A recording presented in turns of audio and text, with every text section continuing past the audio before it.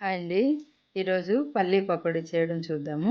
ముందుగా ఒక బౌల్ తీసుకొని అందులో 200 గ్రాముల వరకు పల్లీలు, 2 స్పూన్ల వరకు బియ్యపిండి, హాఫ్ కప్ వరకు శనగపిండి, అల్లం వెల్లుల్లి పేస్ట్ ఒక స్పూను, జీలకర్ర పొడి, ధనియాల పొడి, ఉప్పు, గరం మసాలా, కారం, నూనె, ఒక చెక్క నిమ్మరసం వేసి మొత్తం అన్నీ బాగా కలిసేలాగా కింద నుంచి పై వరకు 2, 3 సార్లు కలుపుతూ ఉండాలి. అలా కలిసినప్పుడు అందులో అల్లం వెల్లుల్లి పేస్ట్ కావచ్చు, తర్వాత నూనె ఇవన్నీ కూడాను ఒకేసారి కలుపుకుంటూ అన్నీ ఒకే సైజులో మనకు కనిపిస్తాయి. అదే టైంలో నీళ్లు సరిపడగా చిల్లుకుంటూ ముందుకు మనము కొంచెం కొంచెంగా చేసుకొని ముద్దలా చేసుకోవాలి. అలా ముద్దలా చేసుకుని దాన్ని ఒక పక్కన పెట్టి స్టవ్ వెలిగించి బాండీ పెట్టుకొని నూనె బాగా వేడెక్కిన తర్వాత ఫ్లేమ్ మెల్లగా తక్కువ చేసుకుంటూ మెల్లమెల్లగా బాండీ చుట్టూ పల్లీలు వదులుకుంటూ ముందు కొంచెం సేపు వేడితో కొంచెం సేపు తక్కువ ఫ్లేమ్లోను మెల్లమెల్లగా వేయించుకోవాలి.